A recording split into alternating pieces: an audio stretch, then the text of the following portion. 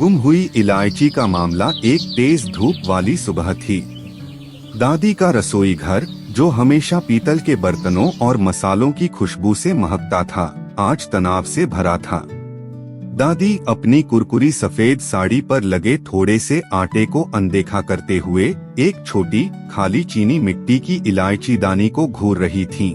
उनकी आंखों में चिंता थी। ओहो, ये क्या हो गया? दादी ने आह भरी। हमारी खास हरी इलायची गायब है प्रिया। श्रीमती शर्मा की सालगिरह की खीर की जान। वह चली गई। अपनी छोटी मसाला डब्बा को कसकर पकड़े स्टूल पर खड़ी थी। वह अपनी जासूसी नाक आगे करती है। उसकी नाक उत्सुकता से फड़कती है। गायब? पर कैसे? दादी, प्रिया की आवाज में आश्चर्य था। मैंने कल ही ताज़ा लाई थी, यहीं रखी थी, दादी ने हताश होकर कहा। प्रिया ने संकट की गंभीरता को समझा। इलायची के बिना खीर अधूरी थी। उसने अपना छोटा सीना फुलाया और अपनी आंखों में एक पक्का इरादा भरकर कहा, चिंता मत करो दादी, मैं उसे ढूंढ निकालूंगी। मैं हूँ मसाला जासूस। अपने पायल की झनकार के साथ वह स्टूल से कूदी और रसोई के पिछले दरवाजे से बाहर दौड़ गई।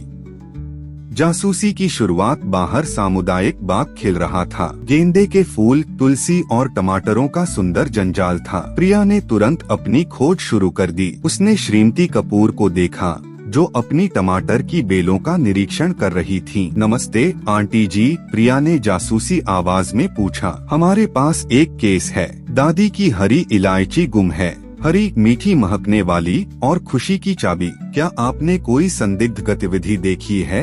श्रीमती कपूर मुस्कुराई। इलायची? नहीं मेरी प्यारी, पर मेरी गिलहरियां आजकल खूब व्यस्त हैं। शायद उन्होंने इसे कोई अनोखा बीज समझ लिया हो, प्रिया ने सोचा। गिलहरी? शायद। वह श्रीमती कपूर को धन्यवाद देकर आगे बढ़ गई। इलायची की सुगंध प्रिया बाग के किनारे चमेली की एक घनी झाड़ी की ओर बढ़ी। तभी उसकी जासूसी नाक फिर से फड़की। एक सूक्ष्म मीठी सुगंध। उसने सिर ऊपर किया। मीठी फूलों वाली खुशबू के बीच उसे एक और महक महसूस हुई। हरी इलायची की मीठी मसालेदार महक। उसने चमेली की बेलों को जोर से हटाया। झाड़ी के नीचे एक नीची टहनी पर एक चमकीला हरा तोता आराम से बैठा था। वह अपनी चोंच से एक हरी फली को बड़े मजे से तोड़ रहा था और उसके पैरों के नीचे हरी इलायची की फलियां बिखरी पड़ी थीं। मिस्टर तोता, प्रिया के मुंह से तेज इल्जाम भरी आवाज निकली। आपके पास दादी का मसाला है? तोते ने बीच में खाना रोककर ऊपर देखा। उसकी आंखें चौड़ी हो गईं। वह जोर से चिल्लाया, जैसे पकड़ा गया हो, और अपने पंख फड़फड़ाता हुआ आसमान में उड़ गया। मामला सुलझ गया। प्रिया जमीन पर घुटनों के बल बैठ गई। उसके छोटे हाथों ने मिट्टी और पत्तों से खजाना इलायची की फलियां इकट्ठा किया। जासूस का पुरस्कार। प्रिया वापस रसोई में भागी। दादी चूल्हे पर एक बड़ा बर्तन हिला रही थीं। दादी, दादी, मैंने उसे ढूंढ लिया, प्रिया ने हांफते हुए कहा। दादी तुरंत मुड़ी। उनकी चिंता खुशी में बदल गई। उन्होंने प्रिया को गले लगा लिया। मेरी चतुर छोटी शेफ। वह कहाँ थी? वह तोता था। वह उसे अपना गुप्त खजाना समझ रहा था। दादी जोर से हंसी। उस पक्षी की पसंद अच्छी है। अब चलो इसे खीर में डालते हैं। दादी ने प्रिया को एक छोटी ओखली और मूसल दी। दोनों बगल बगल खड़ी हुई। प्रिया ने सावधानी से इलायची को पीसा और रसोई फिर से मीठी सुगंध से भर गई। फिर प्रिया ने अपना मसाला डब्बा खोला।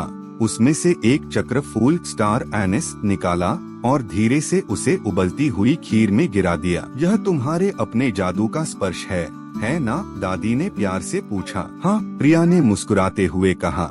अतिरिक्त भाग्य के लिए मीठा अंत। शाम को श्रीमती शर्मा की सालगिरह की पार्टी में रोशनी जगमगा रही थी। दादी ने गर्व से श्रीमती शर्मा को खीर का कटोरा परोसा। प्रिया सांस रोके देखती रही। श्रीमती शर्मा ने एक चम्मच खीर खाई। उनकी आंखें खुशी से चौड़ी हो गईं। उनके चेहरे पर परम संतुष्टि का भाव छा गया। दादी, श्रीमती शर्मा ने कहा, यह आपकी अब तक की सबसे बेहतरीन खीर है। इलायची तो बस दिव्य है। प्रिया का चेहरा एक चौड़ी विजी मुस्कान में खिल गया। उसके गाल पर खीर का एक छोटा सा धब्बा लगा था। मामला आधिकारिक तौर पर बंद हो गया था और उसका इनाम मीठी संतुष्टि थी।